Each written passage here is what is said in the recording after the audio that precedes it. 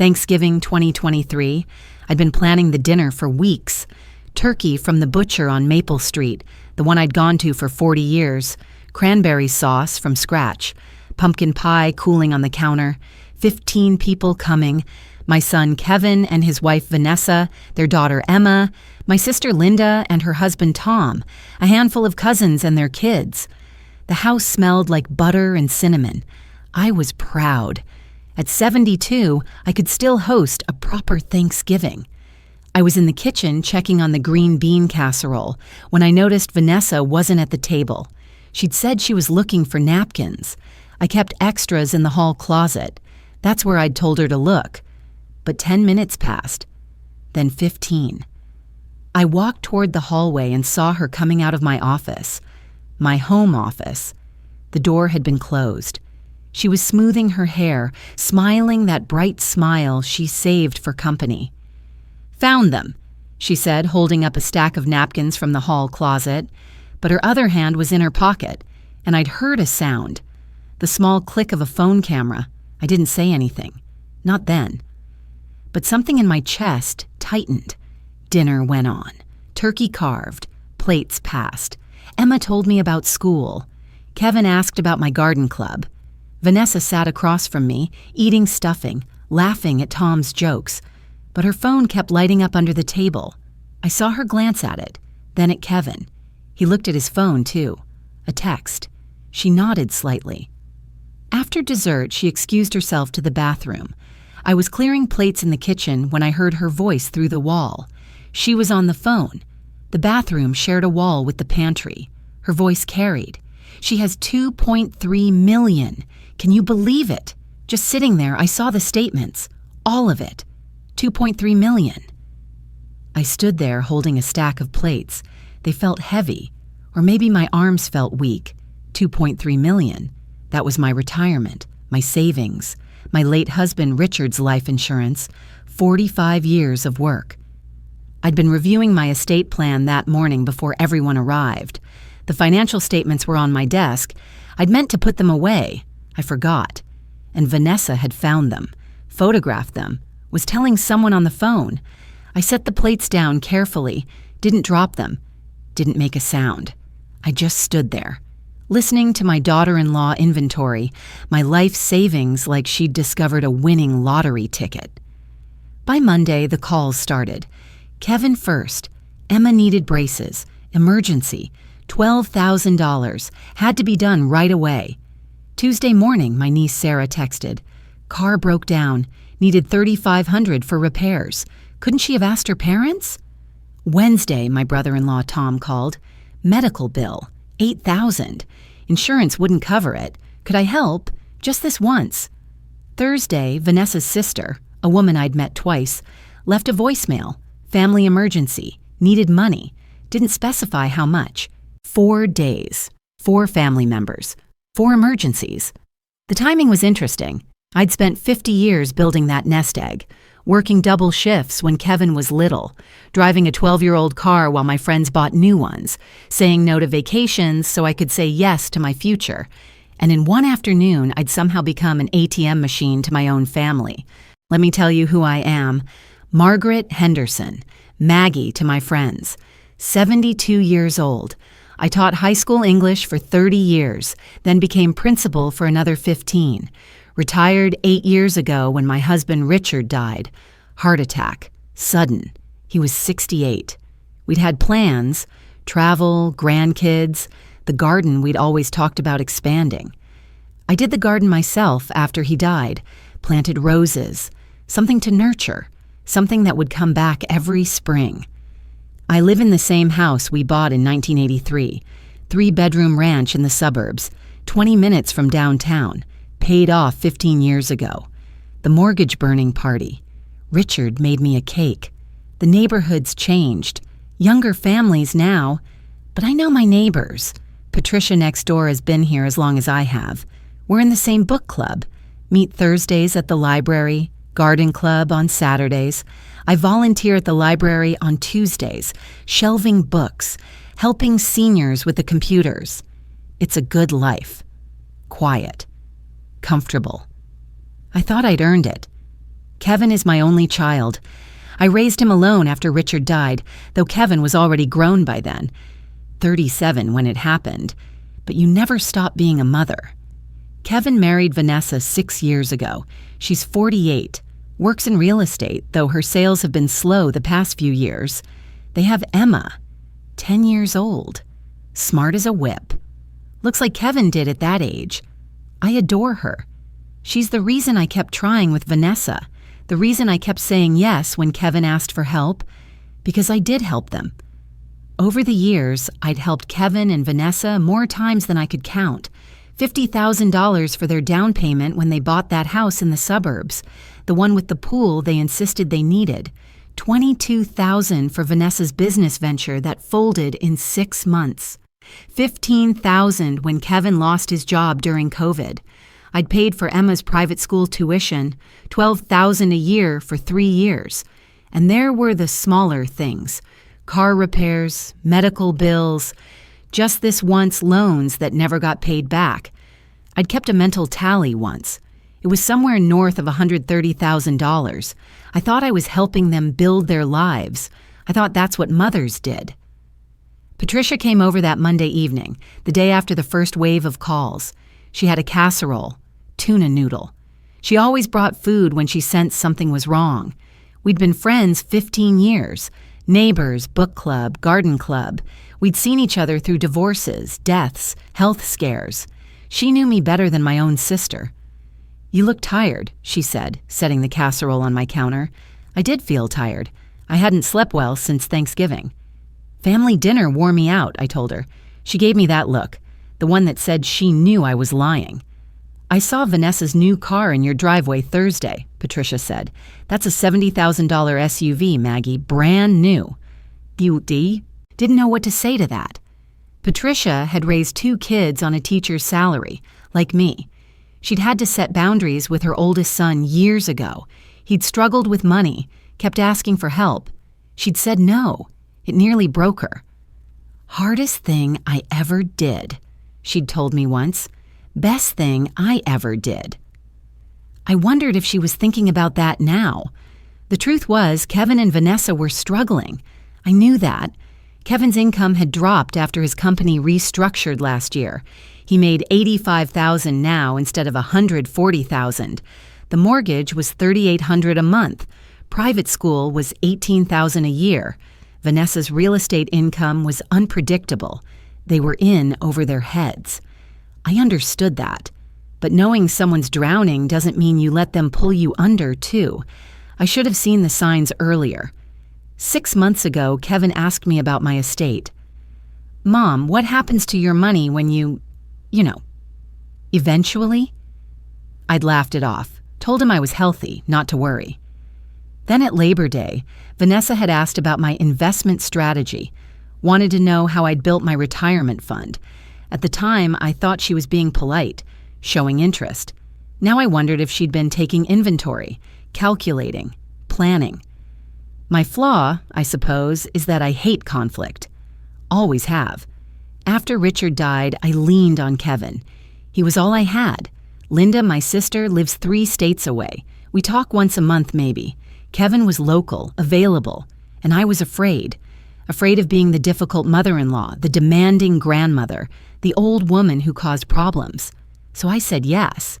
I said yes when Kevin needed money for the house, yes when Vanessa's business needed capital, yes when Emma needed private school, yes, yes, yes. Because saying no felt like risking the only family I had left. Every morning I sat at the kitchen table with my coffee. Same blue mug Richard gave me 30 years ago. Same chair. I do the crossword puzzle. Look at his photo on the windowsill. Talk to him sometimes. Tell him about my day. Wondered what he'd think of Kevin now. Richard had been tougher, better at saying no. "Maggie," he'd say when Kevin was young, "you can't protect him from every disappointment." But Richard wasn't here anymore, and I'd been protecting Kevin for 8 years without him. That night, the night after Patricia left, I pulled out the photo album.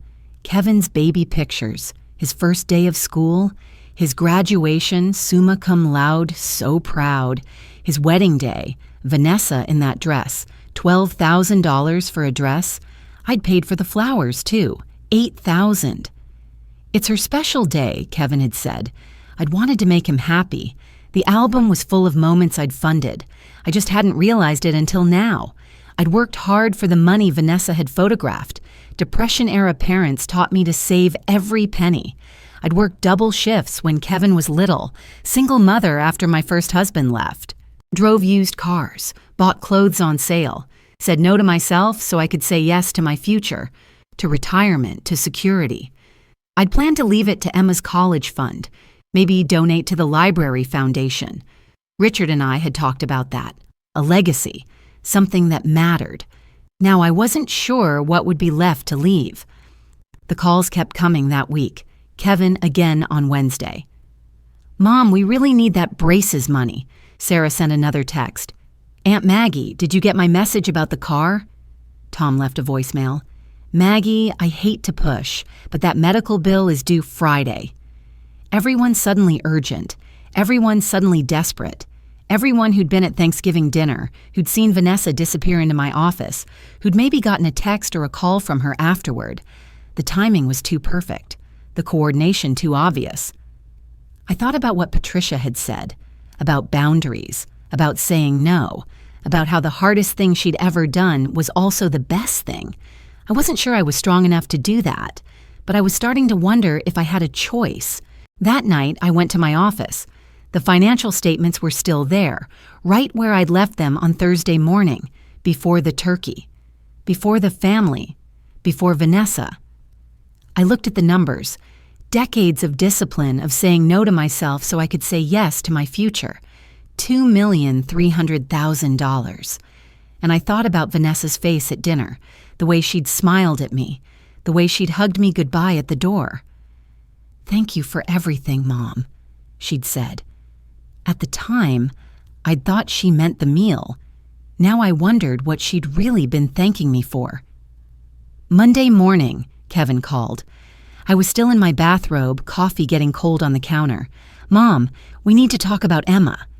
His voice had that tight quality, stress or guilt. Hard to tell anymore. Her orthodontist says she needs braces, emergency situation. Her bite's getting worse. If we don't do it now, it'll require surgery later. $12,000, he said. Insurance wouldn't cover it. Could I help? Just this once. I wanted to say yes. The word was already in my throat. That's what I did. I said yes, but something stopped me. Emergency? I asked. Since when? Kevin paused, just half a second, but I heard it. The orthodontist called Friday, said we need to schedule it right away. Next month, latest. Friday, the day after Thanksgiving, the day after Vanessa had been in my office. I told Kevin I'd think about it. He didn't like that. Mom, this is Emma we're talking about. Your granddaughter. Are you saying you won't help her? And there it was. The guilt. The implication that saying no to money meant saying no to love. Of course I'll help, I heard myself say. Old habits. I just need to check my accounts, make sure I have enough liquid. Kevin's voice warmed immediately. Thanks, Mom. I knew we could count on you. I'll text you the orthodontist's information. After we hung up, I sat there, looking at my phone, feeling something I couldn't quite name. Not anger yet, just unease. Like walking into a room and knowing something's been moved, but you can't figure out what. Tuesday afternoon, I ran into Emma at the grocery store. She was with Vanessa's mother, Carol. I didn't even know Carol was in town. Emma ran up to me, hugged me around the waist. Grandma, what are you doing here? Just shopping, I told her, getting ingredients for soup. Patricia was coming over. Emma chattered about school, about her science project, about the book she was reading. Then she said something that stopped me cold. Mom says I'm getting braces next year. I hope they're not the ugly metal kind. My friend Sophia has the clear ones. Next year, not next month, not an emergency. I looked at Carol. She was examining avocados, not listening. I knelt down to Emma's level. Next year? I asked, keeping my voice light. Not sooner? Emma shook her head. Mom said probably summer. after school's out. That way I won't miss any days for appointments. I stood there in the produce section, holding a bag of carrots while my 10-year-old granddaughter unknowingly told me that my son had lied about an emergency, about his daughter's teeth, to extract $12,000 from me. I finished my shopping on autopilot, smiled at Emma, waved to Carol, drove home, unloaded the groceries, put them away. Then I sat in the garden. November cold. The rose bushes were bare, waiting for spring. I'd planted them the year Richard died, something to nurture, something that would come back, unlike people, I guess. That evening, I did something I hadn't done in years. I went through my checkbooks, 5 years of records kept in a filing cabinet in the office. I'm old-fashioned. I still write checks, balance my accounts by hand. Richard taught me that. Always know where your money goes. I started with 2019 and worked forward, and I saw it. The pattern I'd been refusing to see. Every few months, another request. Kevin needed help with the roof. Vanessa's car broke down. Emma needed tutoring. Medical bills, business expenses, home repairs. Sometimes the amounts were small, $800, $1,500. Sometimes they were large, $20,000, $35,000. And I'd said yes every time. The check register told a story, my story, or maybe Kevin's story, or maybe the story of what happens when a mother can't distinguish between love and enabling. It was past midnight when I finally closed the last ledger. My neck hurt, my eyes burned, but I knew something now that I hadn't known at Thanksgiving. This wasn't new. The discovery, Vanessa finding my financial statements, hadn't started this. It had just accelerated it. Wednesday morning, Patricia came over with coffee. She has a key.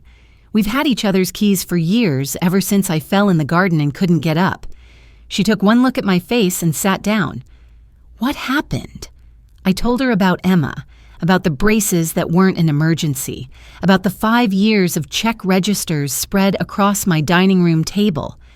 Patricia didn't look surprised. Maggie, I saw Vanessa coming out of your office on Thanksgiving. She was in there a long time for someone looking for napkins. I nodded. Didn't trust myself to speak. Patricia reached across the table, took my hand. I watched my son do this to me for 3 years. Different excuses, same pattern. It didn't stop until I stopped it. I asked her how she'd done it, how she'd said no to her own child. Patricia's face went sad, remembered pain. I realized something. Saying yes wasn't helping him. It was hurting him. Every time I bailed him out, I taught him he didn't have to face consequences, that money solved problems, that his mother was an ATM machine. She squeezed my hand. It took me too long to learn that. I'm watching you learn it now, and I'm sorry, because I know how much it hurts. I wanted to believe Kevin was different, that there was some explanation, some misunderstanding. So I did something that felt like betrayal but also felt necessary. I checked my phone records, the detailed billing I can access online, calls and texts.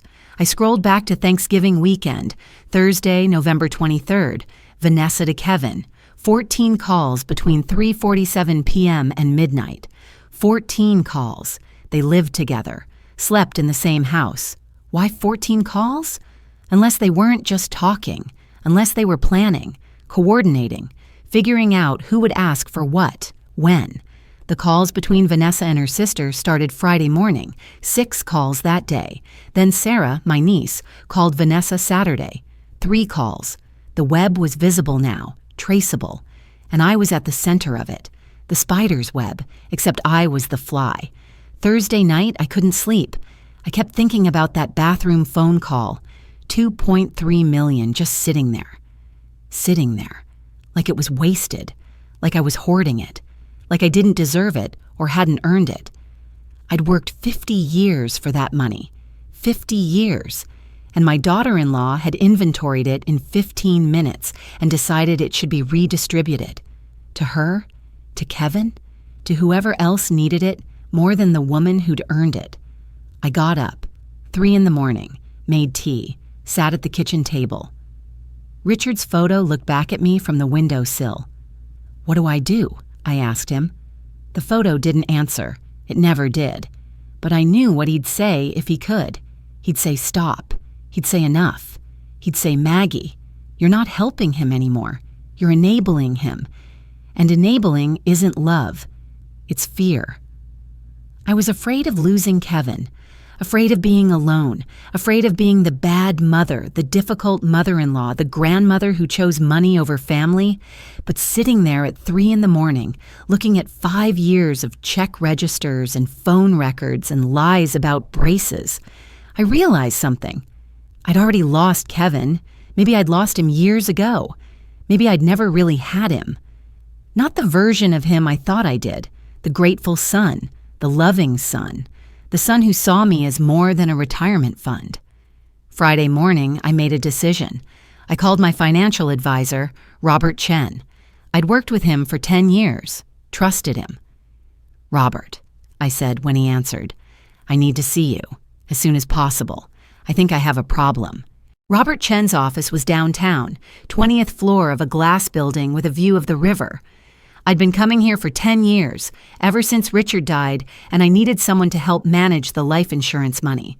Robert was 55, certified financial planner, always early to meetings, always wore reading glasses on a chain. He'd never steered me wrong. When I called Friday, he'd heard something in my voice, made time Monday morning, 9 o'clock. I brought everything. Checkbooks, bank statements, credit card records, a folder thick with 5 years of financial history. Robert's assistant brought coffee. I didn't touch it. Robert spread the documents across his desk, methodical, quiet. He put on his reading glasses, started with the most recent year and worked backward. I watched his face, watched the moment he saw the pattern. His jaw tightened. He looked up at me. "Margaret, in the past 18 months, you've withdrawn or transferred $240,000. I'd known the number was large, but hearing it said out loud in Robert's office, with the city spread out below us, it felt different, real, permanent. My hands were shaking. I pressed them flat on my thighs. "The pattern concerns me," Robert continued, pulling out a legal pad, making notes. Small amounts at first. 5,000 here, 8,000 there. Then they escalated. 20,000 in March, 35,000 in June. The last one, to your son's account, was $50,000, 3 weeks ago. He looked at me over his glasses. "Margaret, this is concerning. Before 18 months ago, your withdrawal pattern was stable, predictable, around $30,000 total in the previous 18-month period. That's normal for someone living on a pension, but $240,000? That's not normal. That's systematic." I sat there looking at those numbers. 45 years of saving. Every overtime shift, every denied vacation, every time I'd said no to myself so I could say yes to my future. And my own family had turned it into a treasure map. Robert wasn't finished. He turned to his computer, pulled up something. "Margaret, there's something else, something that concerns me even more." He angled the screen so I could see it. Banking portal, login history.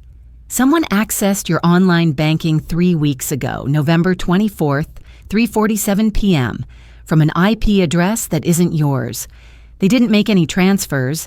They probably didn't have the password for that, but they viewed all your account balances, every single one. Your checking, savings, money market, 401k, investment accounts, everything." He clicked through screens, showed me timestamps. 3:47 p.m., viewed savings. 3:48 p.m., viewed 401k. 3:49 p.m., viewed investment portfolio. "She spent 3 minutes documenting every dollar you had." Robert's voice was quiet. "That's not casual curiosity. That's reconnaissance."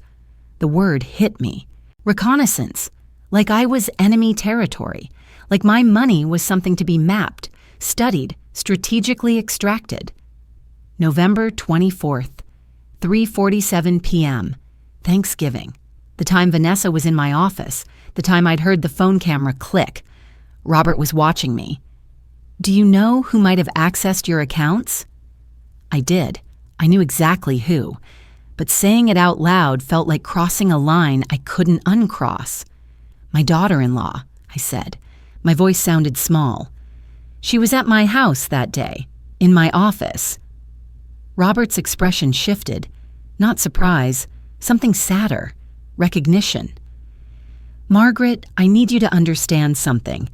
What you're describing, the withdrawal pattern, the unauthorized access to your accounts, the escalation after she viewed your balances, this is textbook financial exploitation. I've seen it before, and I need to tell you, it fits the legal definition of elder financial abuse. In my 10 years working with you, Robert continued, I've seen your financial decision-making. You understand compound interest. You rebalance portfolios. You plan strategically. He tapped the papers. This, he pointed to the spike on the graph, isn't cognitive decline. This is someone exploiting your trust, your love, your fear of losing your son. That's what makes it abuse. They're weaponizing your relationship. I sat with that. Weaponizing. Not just taking money. Taking the relationship itself and turning it into a tool. Elder abuse. The words hung in the air. I'd heard that term before, seen news stories. But those were other people. Strangers. Not me, not my family. Robert was still talking. I'm going to write this up, document the pattern, the timeline, the correlation between her accessing your accounts and the subsequent increase in requests. He paused. Margaret, I'm also going to recommend that you change all your passwords. Today, add two-factor authentication, and I think you should consult with an attorney, someone who specializes in elder law. The room felt cold, air conditioning too high, or maybe it was shock. Robert pulled out a business card. Susan Miller. I've worked with her before. She's excellent. Tough but fair. She'll tell you what your options are. I took the card, stared at it. Susan Miller, attorney at law, elder law, estate planning, asset protection. I don't want to sue my son, I said. Robert's voice was gentle. That's not what I'm suggesting. Not yet. But you need to protect yourself. And you need to understand that what's happening to you, it could get worse. That's when he told me about the security recommendations. Change passwords, enable alerts, maybe even close certain accounts and open new ones at a different bank. Robert was treating this like a crime, because it was a crime. My son and daughter-in-law were committing a crime against me, and I'd been letting them. Before I left, Robert did one more thing. He printed everything out. The withdrawal pattern, the login, history, the comparison charts, 45 pages. Keep these somewhere safe, he said. Not your office. Somewhere she can't access them. He walked me to the elevator. Margaret, I want you to know something. Your mental acuity is excellent. Your understanding of financial concepts is sophisticated. There is absolutely no basis for anyone to question your competency. If anyone tries... He stopped, looked at me. Has anyone mentioned competency? Guardianship? Not yet, I told him, but I remembered Kevin's question 6 months ago about my estate, about what would happen to my money eventually. Maybe that eventually was sooner than I'd thought. I drove home with the 45 pages on the passenger seat, stopped at a red light, looked at them. Evidence. That's what they were. Evidence that my family was robbing me, and that I'd been too blind or too scared or too loving to see it. That afternoon, I did something I should have done weeks ago. I contacted Emma's orthodontist, Dr. Peterson's office, told the receptionist I was Emma Henderson's grandmother, wanted to confirm the appointment schedule. The receptionist was friendly, pulled up the records. Emma, let me see. Yes, we have her scheduled for a consultation in July, preliminary exam for future braces. No rush, though. Dr. Peterson likes to wait until all the adult teeth are in. She's probably looking at next year, maybe the summer after 5th grade. No emergency, no urgent appointment, no $12,000 immediate need. Kevin had lied. Completely, specifically, deliberately. I made 2 more calls. Sarah's mechanic, the one she'd texted me about, asked about a repair on her Toyota. $800 for a transmission fluid change and new brake pads. Not $3,500. The hospital billing department for Tom's supposed medical emergency. Took longer, more questions, privacy concerns. But eventually they confirmed. Thomas Reynolds had a procedure in July fully covered by insurance. Balance zero. The $8,000 emergency didn't exist. 3 emergencies. 3 lies. 3 attempts to extract money based on fabricated crises. Robert's words came back. Systematic, coordinated pattern. I called Susan Miller's office, made an appointment for Wednesday. The receptionist asked what I needed help with. Financial exploitation, I said. Hearing myself say, it made it real. Family member. The receptionist's voice softened. I'm sorry. We see this more than you'd think. Susan will help you understand your options. Options. As if this were a menu. As if I could choose whether or not to protect myself from my own son. That evening, I sat in the garden again. December now, colder. The rose bushes dormant, waiting. I thought about spring, about whether I'd still be living here in the spring, whether Kevin would still be speaking to me, whether Emma would still hug me at the grocery store. Robert had said it could get worse. I hadn't understood what he meant. Now I was starting to. My phone rang. Kevin. I stared at it, let it ring 3 times. Answered. Mom, did you transfer the money for Emma's braces? The orthodontist is waiting. I took a breath. Kevin, I called Dr. Peterson's office. Emma's appointment is in July for a consultation, not an emergency. Silence. Long. Then, Mom, I don't know what they told you, but we got a call about an urgent appointment. Maybe there was a miscommunication. Still lying. Still doubling down. Kevin, I said, and my voice was different now. Harder. I know about the phone records. I know Vanessa called you 14 times Thanksgiving night. I know she accessed my bank accounts. And I know you lied to me about Emma's teeth. More silence. Then his voice changed. Defensive. Angry. Mom, are you spying on us, on your own family? That's paranoid. That's... I interrupted him. Something I rarely did. I've hired a financial advisor to review my accounts. I'm meeting with an attorney Wednesday. And Kevin, I need you to stop calling me with emergencies unless they're real emergencies. Do you understand? I could hear him breathing. Hear Vanessa in the background saying something I couldn't make out. Fine, Kevin said. Fine, if that's how you want it. He hung up. I sat in the garden for another hour, until my hands went numb from the cold, until the sun set, until I couldn't see the rose bushes anymore, just dark shapes in the dark. And I thought about Robert's words, elder abuse, my son, my only child, the boy I'd raised alone, the man I'd helped for 45 years, was abusing me. Wednesday morning, Susan Miller's office. Different building, same downtown area, but the view faced west instead of south.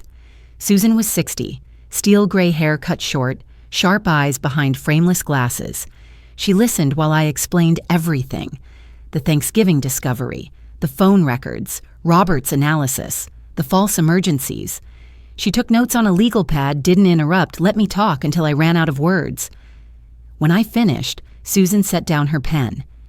Mrs. Henderson, may I call you Margaret? I nodded.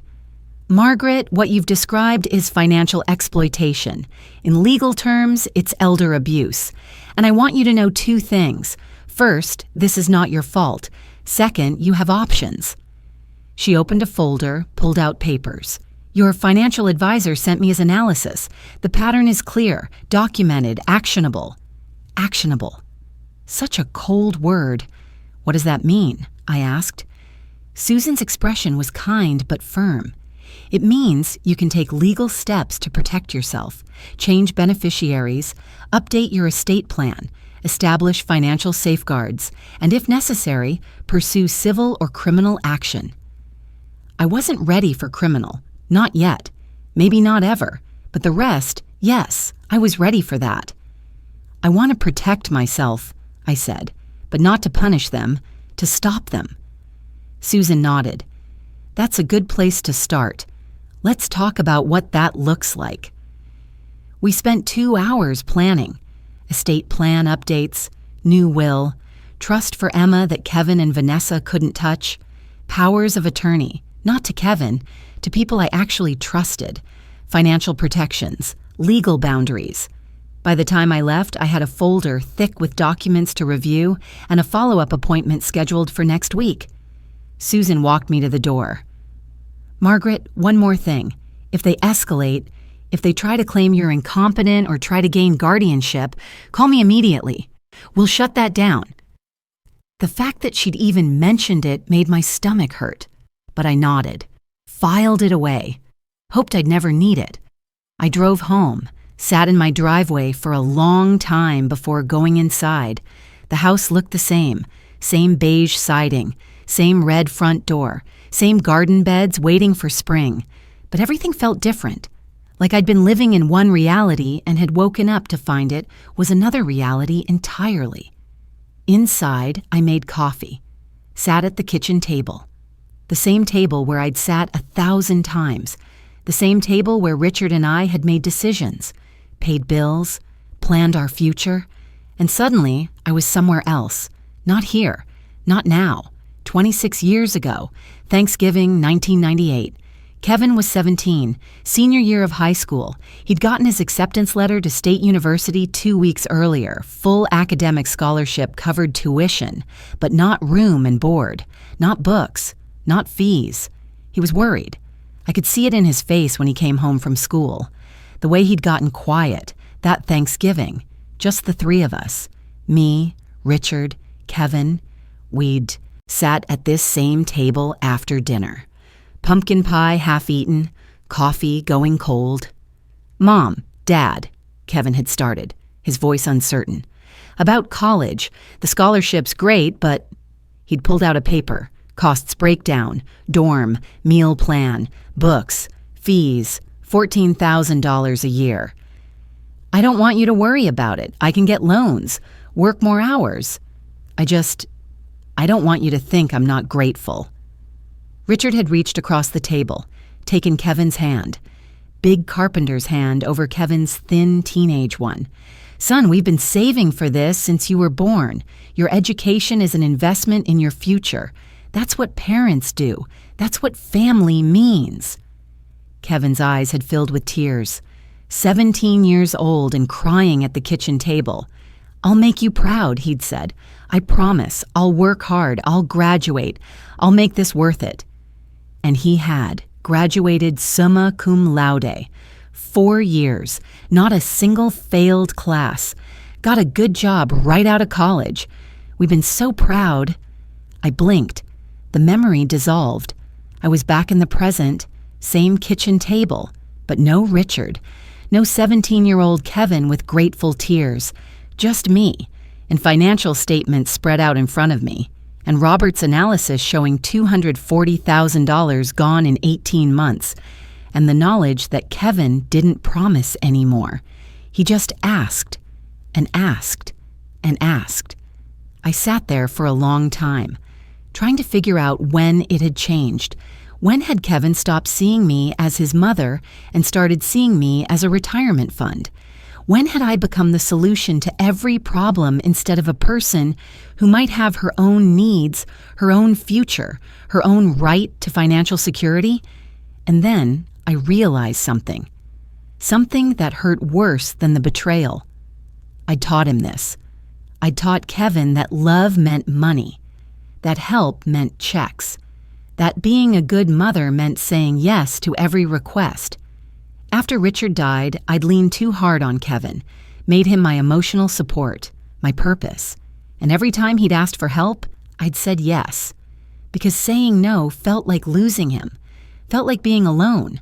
So I'd said yes, again and again, until Kevin learned that Mom was an ATM machine, that tears got deposits, that emergencies meant withdrawals. I hadn't meant to teach him that, but intention doesn't matter. Result matters. And the result was sitting in front of me. $240,000. Vanessa in my office. Phone records showing coordination. Lies about Emma's teeth. My flaw. I could see it now. Clear. Undeniable. I'd been conflict avoidant my whole life. Easier to say yes than fight. Easier to write a check than set a boundary. Easier to be the easy mother than the difficult one. But easy isn't always right. And conflict avoidant isn't the same as loving. Sometimes love means saying no. Sometimes love means letting people face consequences. Sometimes love means protecting yourself even when it hurts them. I stood up, walked to my office.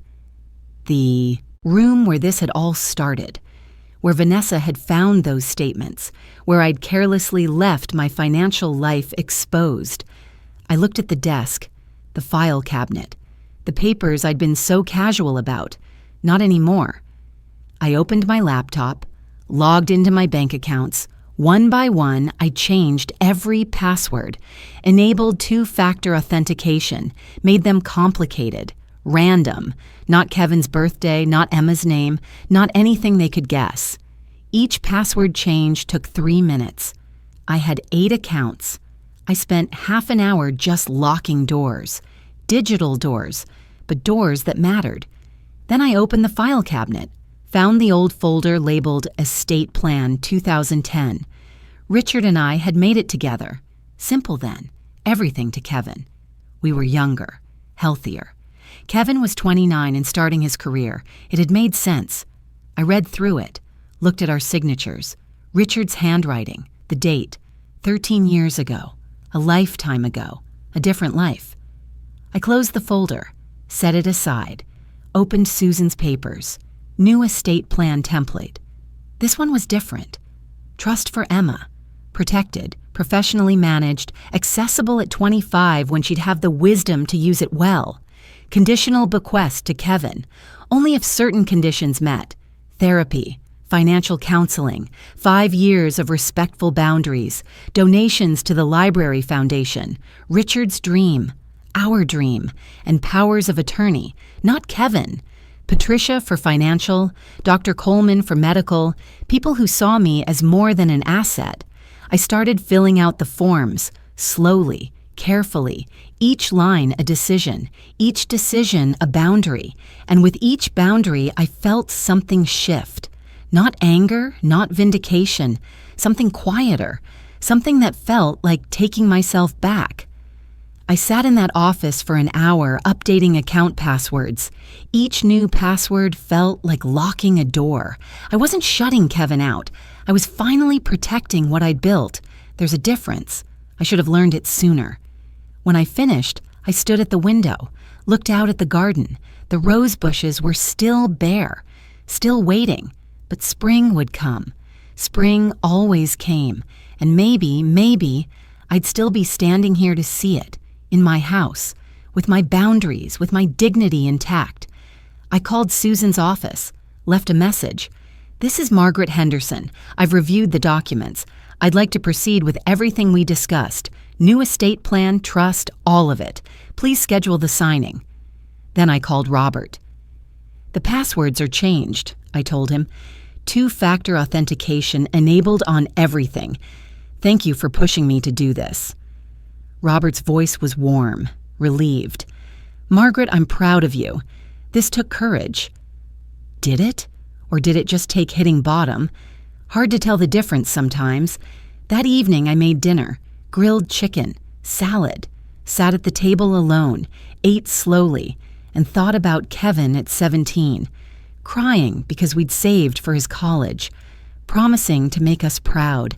I'd been so sure that boy would grow into a man who valued what we'd given him, who'd remember the sacrifices, who'd understand that parents are people too, with their own needs, their own futures, their own right to security. But people aren't static. They change. Circumstances change them, marriages change them, pressures change them, and maybe Kevin had changed, or maybe I'd just never seen him clearly, never wanted to see him clearly, because seeing him clearly meant acknowledging that the son I'd imagined and the son I had were two different people. I'd spent 45 years building security for myself, for my future, for the life I wanted to live after decades of work. And Kevin had decided that security was his inheritance. Not after I died. Now. While I was still alive. Still needing it. Still deserving to keep what I'd earned. But I'd decided something too. Sitting in Susan's office. Changing those passwords. Filling out those estate plan forms. I'd decided that I wasn't going down without a fight. I didn't come this far. 50 years of work, of discipline, of sacrifice, to let my own family take it from me. I taught Kevin that love meant money. Now I had to teach him something harder, that boundaries don't mean abandonment, that protecting myself doesn't mean I don't love him, that a mother can say no and still be a good mother. I didn't know if he'd ever learn that lesson, but I was done teaching the wrong one. The call came 3 days later, Saturday morning. I was making breakfast, scrambled eggs, toast. My phone rang. Kevin. I'd been expecting it, dreading it. I answered. Mom. His voice was different, hard, angry. Why did you change your bank passwords? Vanessa tried to check on your accounts this morning. She was worried about you and she couldn't access them. I set down the spatula, turned off the stove. Because they're my accounts, Kevin, not hers. Silence. Then, are you kidding me right now? After everything we've done for you? Taking care of you after Dad died? Being there for you? And this is how you repay us? I felt something cold settle in my chest. Taking care of me? I'd been a widow for 8 years. I'd taken care of myself. Kevin hadn't taken care of me. He'd taken money from me. Kevin, you didn't take care of me. I took care of myself. And I gave you over $200,000 in 18 months. More silence. Longer this time. Who told you that? His voice had changed again. Wary now. Caught. My financial advisor, who also told me someone accessed my online banking without permission. Mom, that's not... Vanessa was just checking to make sure you hadn't been scammed. She was trying to protect you. The lie was so smooth, so practiced, he'd had time to prepare this. Kevin, stop. I've hired an attorney. I'll have her call you to schedule a meeting. I heard him exhale, sharp. A meeting? Mom, what are you doing? This is family. We don't need lawyers. I thought about Susan's words. Options, boundaries, protection. We do now, I said, and I hung up. My hands were shaking. I sat down at the table. The eggs were cold on the stove. I didn't care. I just hung up on my son, set a boundary, said no, and I felt, what? Not victorious, not happy, but something like relief, like finally putting down something heavy I'd been carrying too long. That afternoon, Susan called. Her voice was careful, professional. Margaret, I need to tell you something. Your son consulted with an attorney this morning about having you declared financially incompetent. He's exploring guardianship options. The world tilted. Incompetent. Guardianship. The words felt like blows. He's claiming you're showing signs of dementia, making poor financial decisions. He says he wants legal control of your assets for your protection. My throat was tight. I couldn't speak. Susan's voice softened. Margaret, this is retaliation. I've seen it before. When people lose financial access, sometimes they escalate. They try to regain control through legal means. But I need you to understand, you have rights, and we will fight this. I found my voice. Can he do that? Can he really have me declared incompetent? Susan paused. He can try. He'd need medical evidence, psychiatric evaluation, court approval. But Margaret, you're cognitively sound. Your financial acuity is excellent. I've spoken with Robert. We both agree there's no basis for a competency claim. This is punitive. Not protective. Punitive. My son was punishing me for protecting myself, for saying no, for refusing to be an ATM machine anymore. What do I do? I asked. Susan's voice was firm. First, we document everything, every conversation, every text, every call. Second, I'm going to arrange for a formal cognitive assessment. We'll have medical proof you're competent. Third, we schedule that meeting with your son and his wife in my office with witnesses. We confront this head on." She paused. "Margaret, are you prepared for this? It's going to get harder before it gets easier." I looked around my kitchen, my house, 40 years of memories, 8 years alone, and now my son was trying to take even this from me. "Yes," I said, "I'm prepared." The next day, Kevin called again. Different voice this time, softer, apologetic. "Mom, I'm so sorry. I was angry. I said things I didn't mean. You're right. We've been asking too much. We're going to figure things out ourselves." I wanted to believe him. "Really?" I asked. Kevin's voice was warm now, familiar. "Really, Mom, I promise. We'll pay you back. Just please don't involve lawyers. This is family." I almost agreed, but then my phone buzzed. A text from Patricia. "Check Vanessa's Facebook." I opened the app while Kevin was still talking, found Vanessa's profile, her latest post from an hour ago, a photo of a new dining room set, expensive looking, dark wood, 8 chairs. "Finally got the dining room of my dreams." Blessed. The post had 12 likes. I scrolled down. Another from yesterday. "Date night at Giovanni's." And another. "Can't wait for our Colorado ski trip next month." Kevin was still talking about cutting back expenses, tightening their budget. "Kevin, Vanessa just posted about buying new furniture and a ski trip." Silence. Then, "Mom, that's different.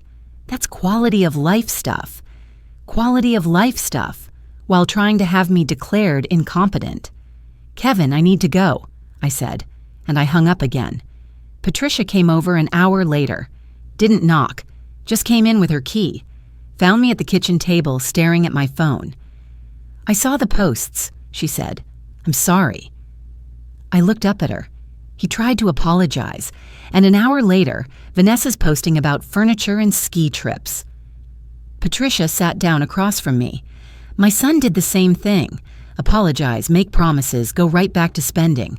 It's a pattern." She reached across, took my hand. "You're doing the right thing.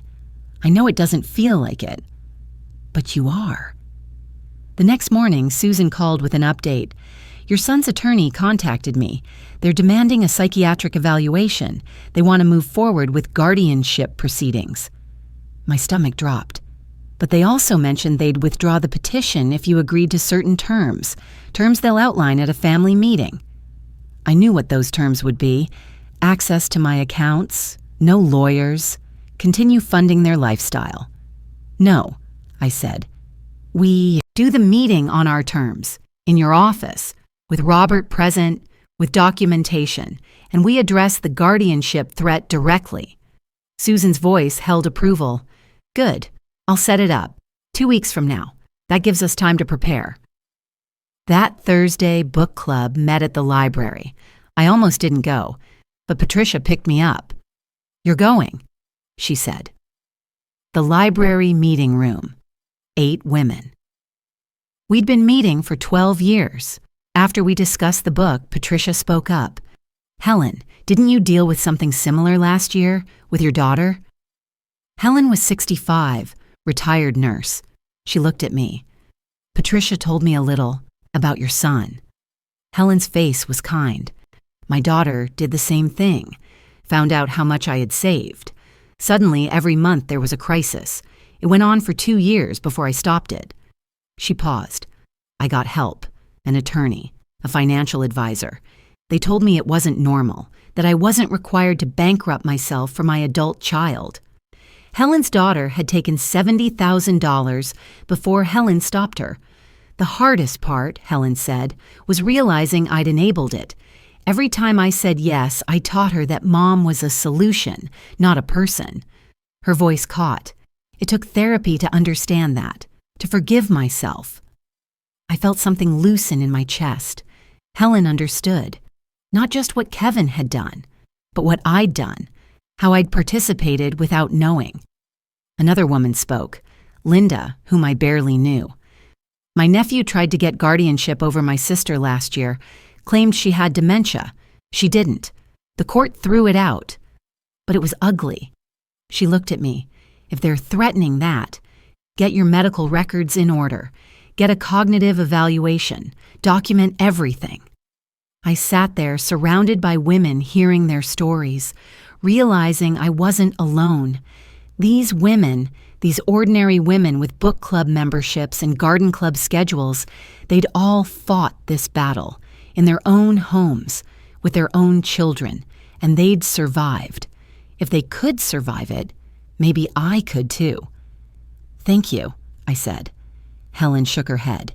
"You're not the only one. And here's what I learned.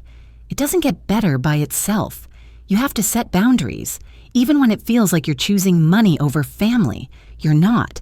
You're choosing safety over abuse." When I got home, there was a letter in my mailbox, legal letterhead, Kevin's attorney. Notice of intent to file for guardianship and conservatorship.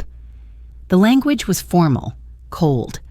Alleged that Margaret Henderson, age 72, is demonstrating signs of cognitive decline, making impaired financial decisions, requires a guardian to protect her interests. They were giving me 10 days to respond, 10 days to prove I wasn't losing my mind, 10 days to fight my own son in court. I called Susan, left a message. The letter came, 10 days, call me back. Then I sat on my porch. December evening. Cold. The sun was setting. Life going on.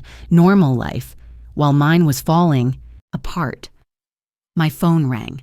Tom, my brother-in-law. "Maggie, I heard about the guardianship thing. Kevin's just stressed. Maybe you could cut them some slack." I felt anger then. Real anger. "Tom, you asked me for $8,000 for a medical bill that didn't exist. Don't lecture me." Tom backtracked.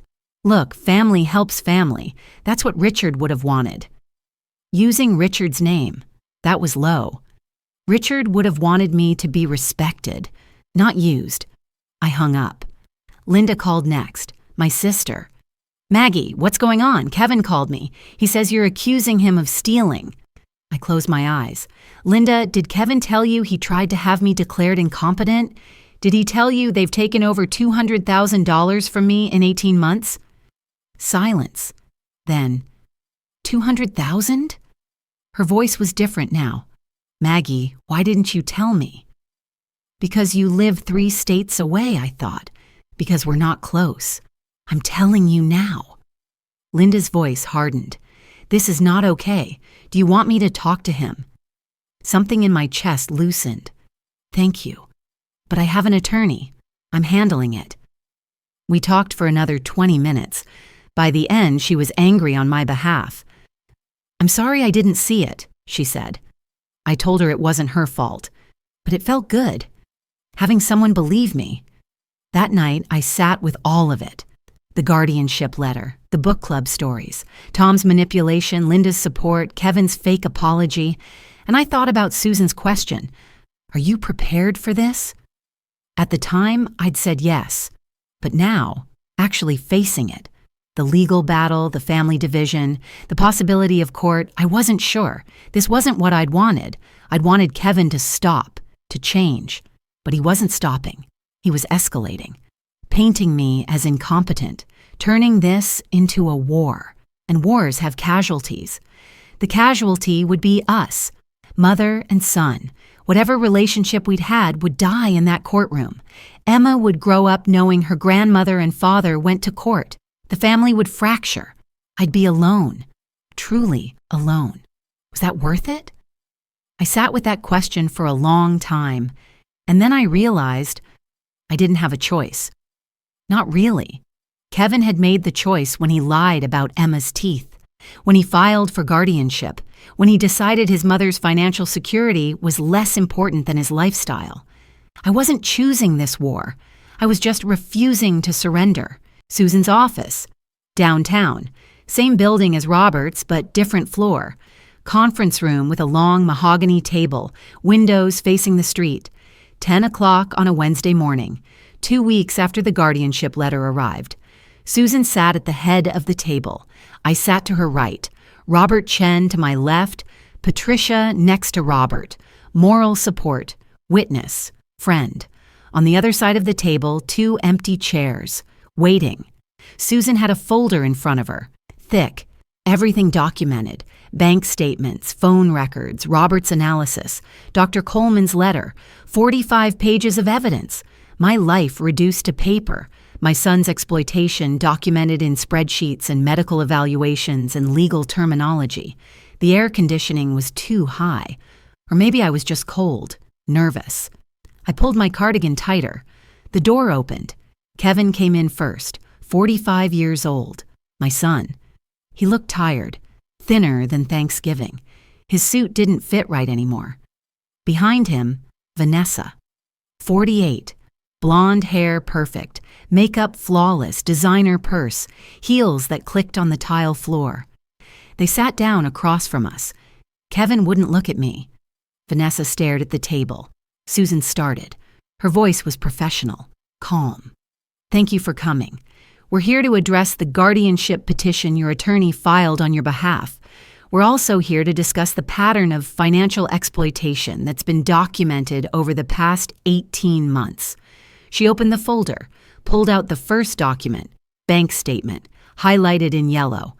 Margaret Henderson's savings account, January 2023 to present. Total withdrawals, $240,000. She slid it across the table. Kevin glanced at it, looked away. Robert spoke next. "I've been Margaret's financial advisor for 10 years. Her financial management has always been exemplary, disciplined, conservative, smart." He pulled out his own papers, charts, graphs. "This shows her withdrawal pattern from 2015 to 2022, stable, predictable, average $30,000 per 18-month period. Then this." He pointed to the graph, a sharp spike, red line shooting upward. "January 2023 to present, $240,000, an 800% increase. That's not poor financial management, that's systematic exploitation." Vanessa's hands were shaking. I could see them on the table. Trembling. Kevin's jaw was tight. Robert wasn't finished. "Someone accessed Margaret's online banking on November 24th, 2023, Thanksgiving Day, 3:47 p.m., from an IP address traced to this location." He slid another paper across. "That's your home address, your internet provider, your device." He looked at Vanessa. "You viewed every account, every balance. Within a week, the requests for money increased, larger amounts, more frequency. That's not coincidence. That's coordination." Susan pulled out another document. "This is a letter from Dr. Rebecca Coleman, Margaret's physician of 15 years. I'll read the relevant section." She adjusted her glasses. "Mrs. Margaret Henderson is in excellent health for her age. Cognitively, she demonstrates no signs of decline. Her mini-mental state examination score is 30 out of 30. Perfect. Her recall is excellent. Her decision-making capacity is sound. There is absolutely no medical basis for a guardianship petition." Susan set down the letter, looked at Kevin. "Your attorney filed papers claiming your mother has dementia, making poor decisions, requires legal protection. Dr. Coleman's evaluation directly contradicts that claim." The room was quiet, just the hum of the air conditioning, the sound of someone walking past in the hallway outside. Kevin was looking at his hands now. Vanessa's mascara was starting to smudge. She'd been crying, or trying not to. Susan continued. "We have documented evidence of 3 fabricated emergencies. Emma's orthodontist confirmed there was no urgent dental need. The appointment is scheduled for July, consultation only. Sarah's mechanic confirmed the repair was $800, not $3,500. The hospital confirmed Thomas Reynolds' procedure was covered by insurance. Balance 0. 3 emergencies, 3 lies, 3 attempts to extract money based on false information." I watched Kevin's face, watched him realize we had everything, every lie, every manipulation, every coordinated phone call, documented, witnessed, undeniable. Then Kevin's control broke. He slammed his hand on the table, made me jump. Okay, fine, we needed the money. Do you know what private school costs, what Vanessa's car payment is, what our mortgage is? You have $2 million just sitting there. You live in a paid-off house. Your pension covers everything. You don't need that money. We do. His voice was loud now, angry, years of resentment pouring out. I'm your son, your only child, and you're treating me like a criminal because I asked for help. Vanessa tried to stop him. Kevin, but he kept going. That's not fair. Mom, you don't understand the pressure. When I saw how much you had, I thought you could save us. I thought that's what parents did. You always saved me before. Why not now? I felt something crack in my chest. Not anger, something sadder. He actually believed it. Believed that my money was his money. That my retirement was his safety net. That being my son meant unlimited access to my accounts. I'd taught him that. Years of saying yes. Years of writing checks. Years of being the mother who rescued him from every problem.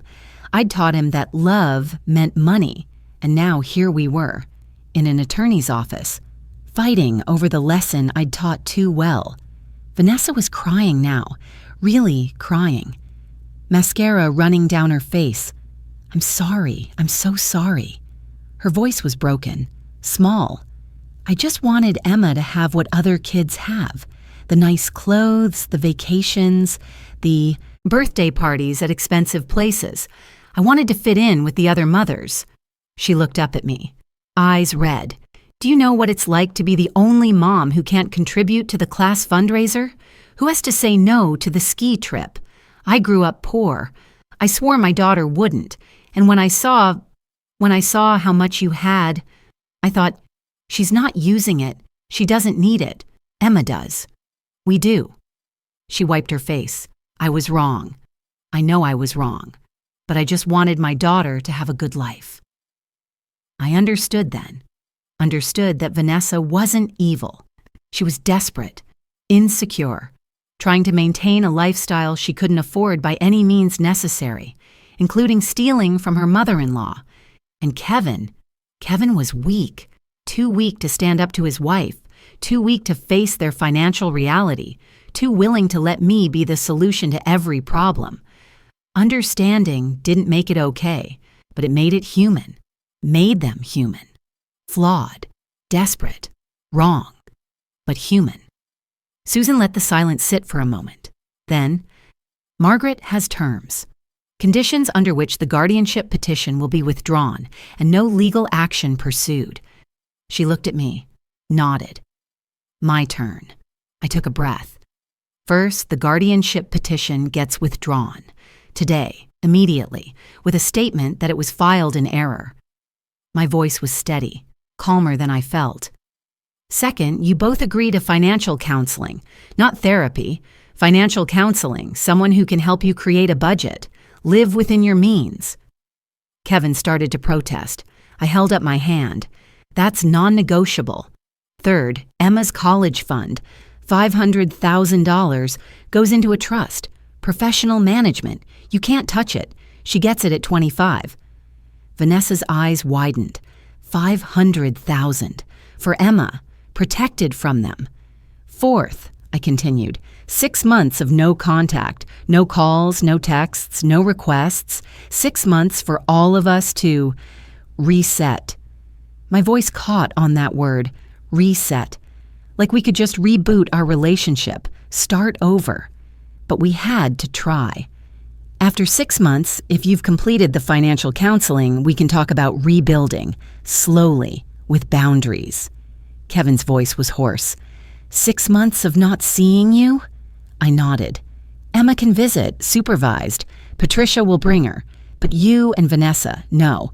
I need space. I didn't know how to finish that sentence. I need to heal. I need to remember who I am besides your ATM machine. I need to protect myself from you. I need 6 months. Susan spoke up.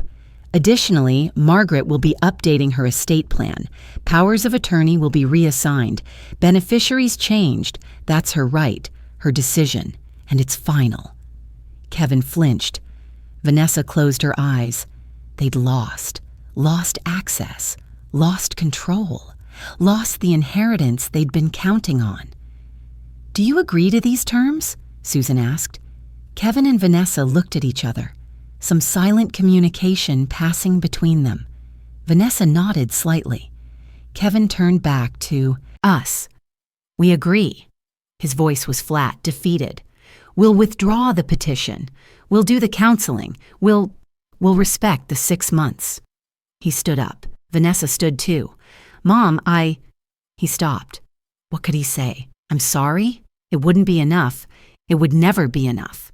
He just nodded, turned, walked out. Vanessa followed. The door closed behind them. The room felt different after they left. Quieter. I could breathe again. Susan was gathering papers. Robert was closing his folder. Patricia reached over, squeezed my hand. Nobody spoke for a long moment. Then Susan, "You did well." That took courage. Did it? Or did it just take desperation? Hard to tell anymore. When they left Susan's office, I didn't feel victorious. I felt exhausted, sad, relief too, like finally putting down something heavy I'd been carrying. But mostly, I felt something I hadn't felt in months. Safe. That was enough. Patricia drove me home. We didn't talk much. She pulled into my driveway, turned off the car. "You want me to come in?" I shook my head. "I think I need to be alone for a bit." She nodded. Understood. "Call me if you need anything. Anything at all." I watched her drive away. Then I went inside. My house, my space, my sanctuary, the place Kevin and Vanessa couldn't access anymore, couldn't exploit anymore, couldn't threaten anymore. I made tea, sat at the kitchen table. The same table where Richard and I had promised Kevin we'd pay for college, where Kevin had cried grateful tears at 17, where I'd taught him that parents sacrifice, that family helps, that love means support.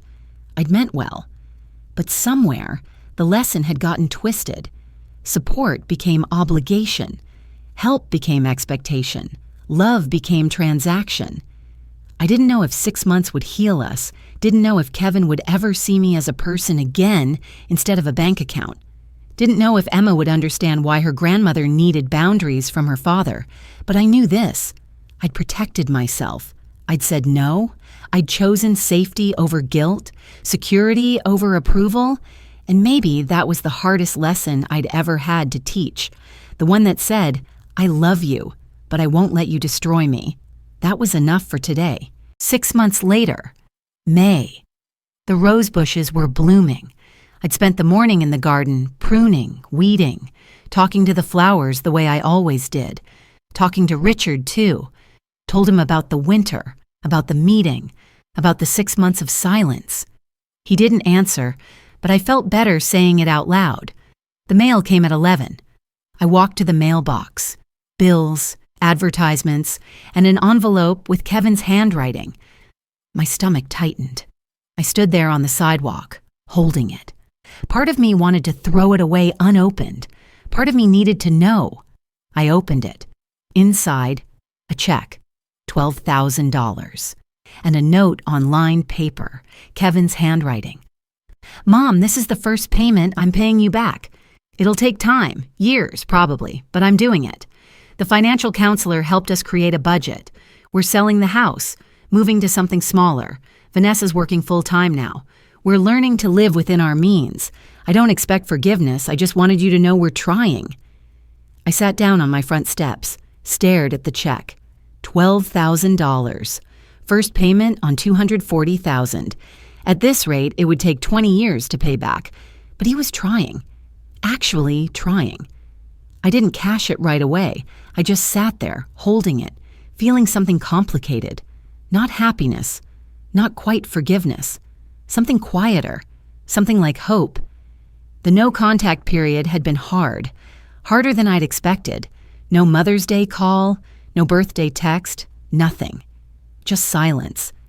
And in that silence, I'd learned something. I'd learned how much of my identity had been wrapped up in being Kevin's mother, Kevin's helper, Kevin's solution. Without that role, who was I? Just Margaret, just me. And I'd had to figure out if that was enough. Some days it was, some days it wasn't. But every day I woke up, made coffee, did my crossword, lived my life. And slowly, very slowly, just Margaret started to feel like enough. Emma visited twice a month. Patricia brought her.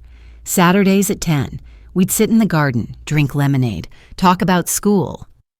Emma was careful at first, didn't mention her parents, didn't ask about the meeting or the lawyers or why Grandma and Daddy weren't talking. But by the third visit, she relaxed, started being a kid again, told me about her friends, her science project, her favorite teacher, and I realized this was better, healthier. I was her grandmother, not her parents' ATM machine who happened to be related, just her grandmother, the woman who made lemonade and listened to stories about 5th grade. Patricia and I had lunch every Thursday now. She'd bring sandwiches from the deli downtown. We'd sit on my porch, eat, talk about nothing important, books, gardens, neighbors. She never asked about Kevin unless I brought it up, never pushed, just showed up, week after week. Sandwiches and friendship and the kind of support that doesn't need words. She was my financial power of attorney now. It was official, legal. And I trusted her with that role more than I'd ever trusted my own son. That hurt. But it was also true. Robert had sent me a letter in March, not a bill. He never charged me for the hours he'd spent documenting Kevin's exploitation. Margaret, the letter said, I wanted you to know that your case changed my practice. I've implemented new protocols. Now, when I meet with clients over 70, I ask specific questions about family requests, about financial pressure, about who has access to their accounts. 3 clients have already told me things they wouldn't have mentioned before, things that needed intervention. You helped more people than just yourself. I'd called him, thanked him. He'd said, no. Thank you for being brave enough to speak up. Brave. I didn't feel brave, but maybe bravery looks different from the inside than it does from the outside. Susan's office had sent paperwork in April. Emma's trust was established.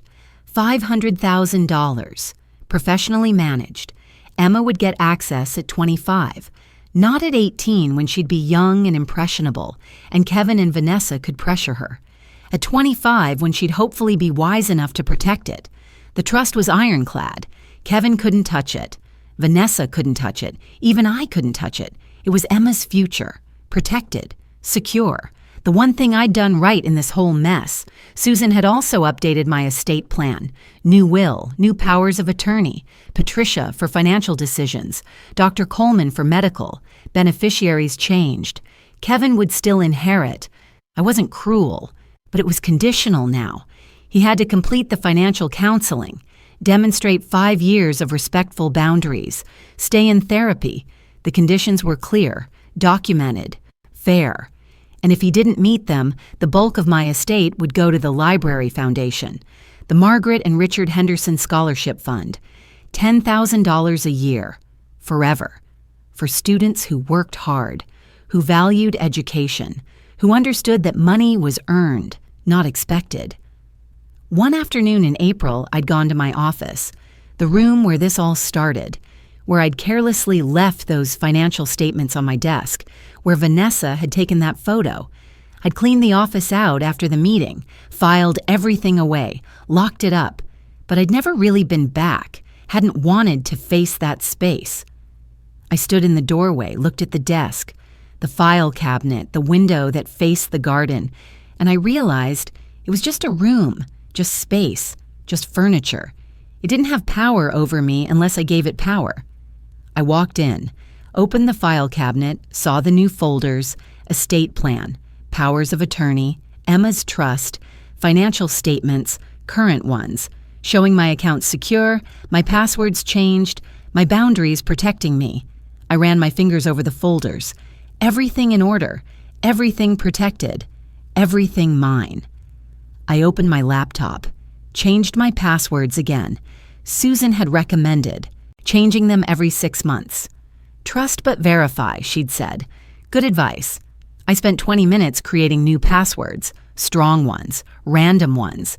Each change felt like maintenance, like keeping a garden weeded, ongoing work, not a one-time fix. Protection required vigilance. But I could do that. I'd learned how. That evening, Emma came for dinner. Patricia brought her at 5. We made spaghetti together. Emma helped me make the sauce, stirring the pot, adding oregano. We ate at the kitchen table, the same table where Kevin had cried at 17, the same table where I'd made 1,000 decisions, good ones and bad ones, and ones I'd spend years untangling. After dinner, we sat in the garden. Emma picked a rose, a pink one, held it carefully, avoiding the thorns. "Grandma, can I ask you something?" My chest tightened. Here it was, the question I'd been dreading. "Of course, sweetie." "Are you happy?" Not what I'd expected. "Happy?" Emma nodded. "Mom and Dad say you're not happy, that you're alone, that you're—" She stopped, looked down. "That you chose money over family." I took a breath, chose my words carefully. "Emma, I chose safety over being used. That's different. And yes, sometimes I'm lonely, but I'm also okay. I'm learning that being alone isn't the same as being lonely, and being loved isn't the same as being taken advantage of." Emma looked at me, 10 years old, going on 40. "Dad says you won't forgive him." I thought about that, about the check in my mailbox, about 6 months of silence, about the years ahead. "I'm working on it," I told her honestly. "Forgiveness takes time, and trust, real trust, has to be rebuilt slowly. Your dad hurt me, but I still love him. Those two things can both be true." Emma nodded, seemed to accept that. We sat in the garden until Patricia came to pick her up. Before she left, Emma hugged me, tight. "I love you, Grandma." I held her close. "I love you too, sweetie. So much." After they left, I sat in the garden a little longer. The sun was setting. The rose bushes cast long shadows. I thought about the past 6 months, the healing that had happened, the healing still needed. I thought about Kevin's check, his note, his attempt. And I thought about Susan's question from that first meeting. "Are you prepared for this?" I'd said yes, but I hadn't known what I was agreeing to, hadn't known how hard it would be, how lonely, how complicated. But I'd survived it. I'd protected myself, set boundaries, said no, and I was still standing, still here, still me. Margaret Henderson, 72 years old, widow, retired principal, grandmother, woman who'd learned, too late maybe, but learned, that love without boundaries isn't love. It's something else, something that hurts both people. And I was done hurting. The garden was peaceful, quiet. The roses bloomed because I tended them. The weeds stayed away because I pulled them. The space was beautiful because I protected it. Just like my life, just like my boundaries, just like my future. I went inside, made tea, sat at the kitchen table with my crossword puzzle.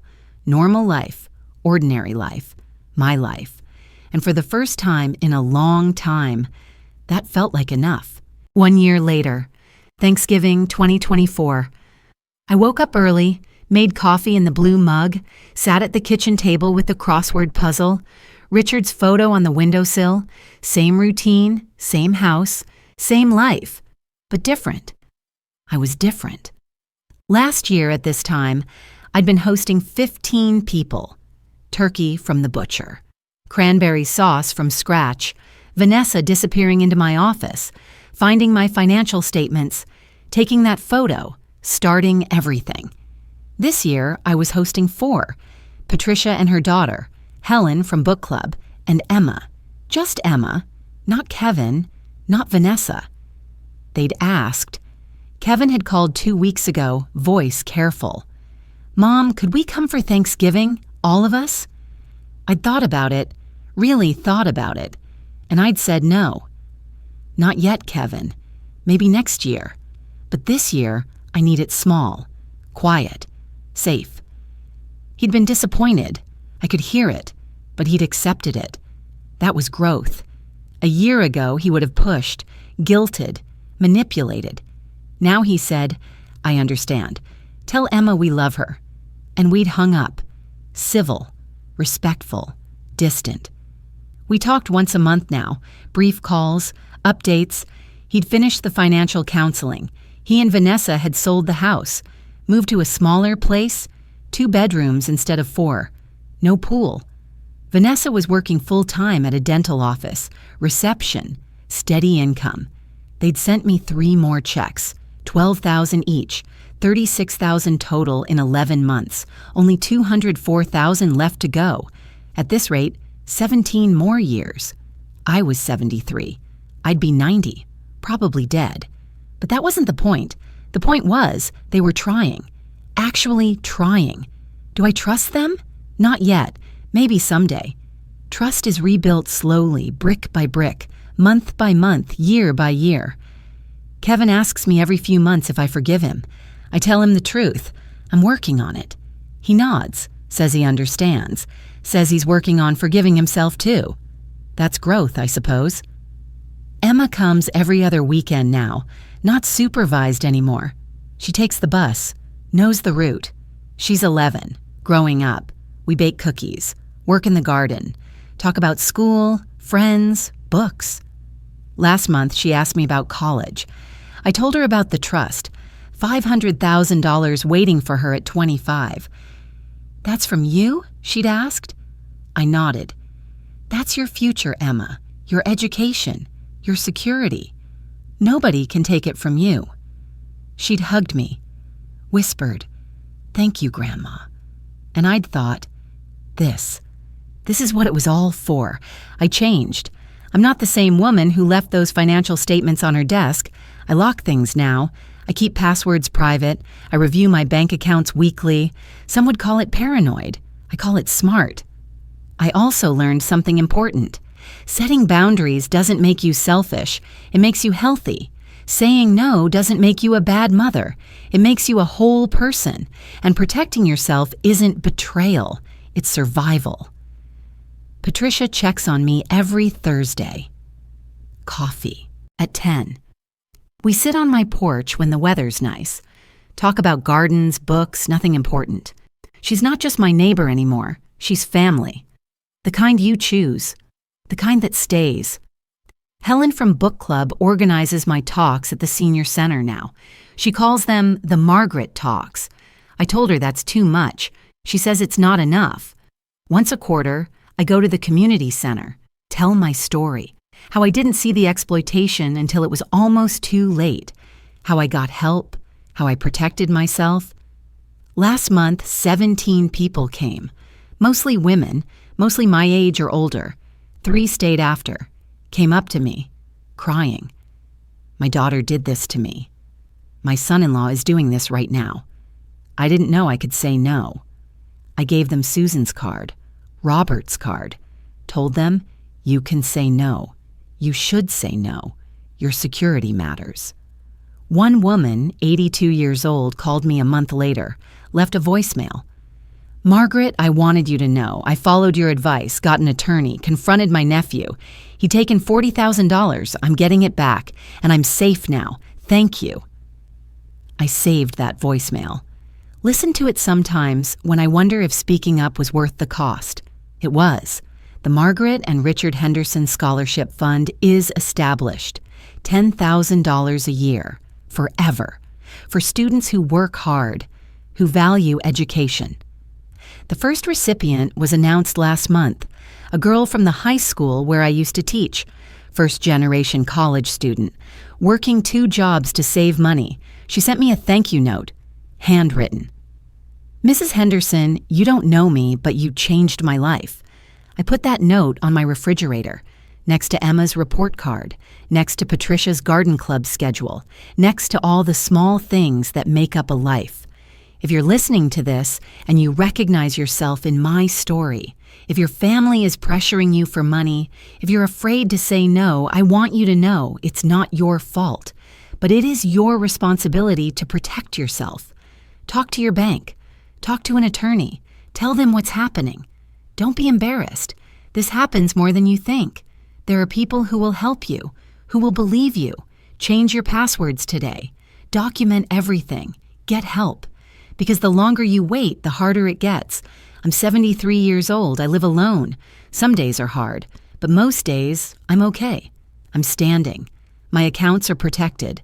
My boundaries are clear. And nobody, not even my son, gets to take my dignity. I worked 50 years for what I have.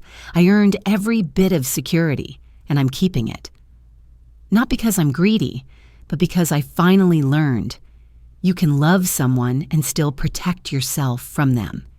If you're dealing with this, wondering if you're alone, you're not. You're stronger than you think. Strong enough to set boundaries. Strong enough to choose yourself.